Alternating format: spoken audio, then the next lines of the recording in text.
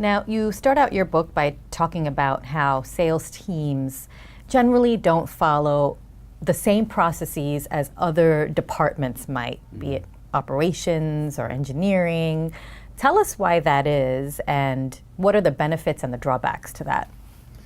Well, I think there's a lot of reasons why. If we start off back in when we all went to school, when it comes to architecture or engineering or medical, we're taught process. We're taught step by step by step, this is how you do it.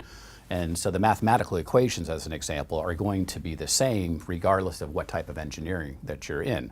When it comes to sales, many universities or schools don't have a sales program. So we enter into the profession trying to figure it out on our own. You know, when we look around the office to see what our manager does and what top producers do, and it probably takes us a couple of years just to get the hang of what's this thing called sales. And so it's hard. And as you then progress, if people say, well, follow a system. Well, it's taken me 5 years to come up with my own homegrown system, you know, and I've taken the best of the best from people. And if I probably don't want to abandon that, even if it works 10% of the time, I'm comfortable.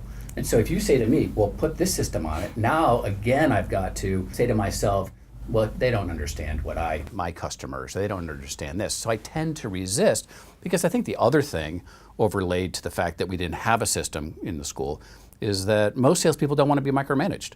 You know, where we like to be reactive and not necessarily following a prescriptive process because every call is different.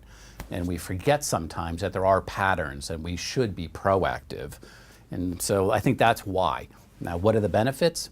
Well, if I look at it from a salesperson's perspective, if I have a repeatable and predictable process, then I know where I am each and every time in the sales process. So if I'm in, let's say, the qualification stage, I know I've got to do pain, you can get the need. I know I have to do budget, I know I have to do decision. So I know that that's what I have to do before I jump to proof of concept or presentation.